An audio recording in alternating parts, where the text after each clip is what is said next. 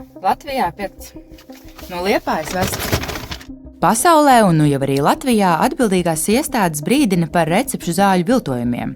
Tie ir diabēta medikamenti, kas cilvēkiem bieži palīdz samazināt arī svaru, un tieši šis efekts radīs milzīgu nelegālo pieprasījumu. Pārliecinos, ka nelegāla recepšu zāļu tirdzniecība internetā notiek regulāri. Piedāvājums ir plašs, pat uzbāzīgs, un pārsvarā tiek slēpts aiz frāzēm notievēšanai. Ar vienu pārdevēju sarunāju tikties kādā daudzdzīvokļu mājas pagalmā. Un tad pēc tiem 2 mēnešiem atkal jums rakstu, jā?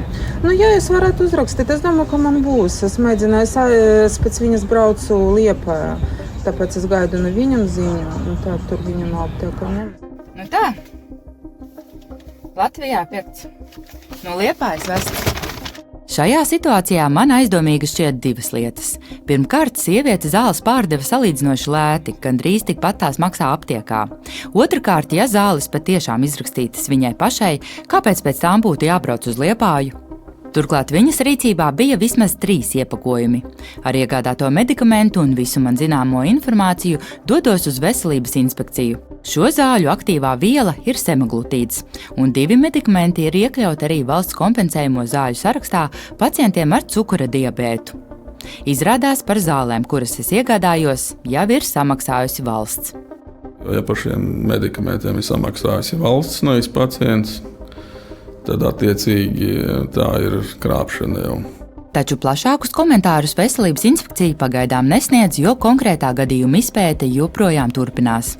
Šajā situācijā zāles visticamāk ir oriģinālas, taču Latvijā nelegālajā tirgū ir fiksēti arī viltojumi. Tur var būt viss kaut kas, tiešā nozīmē, par ko neviens neatbild. Jo, protams, viltotājiem neinteresē pacienta veselība. Absolūti viņiem interesē biznesa un nauda. Cik viegli Latvijā nelegāli nopirkt recepšu zāles, kas izraisa arī svara samazināšanos, un kuras drīkst izsniegt tikai aptieka pret ārsta recepti? To klausieties raidījumā Atvērtie faili, Latvijas Radio 1, Latvijas Radio lietotnē vai raidierakstu platformās. Atvērtie faili.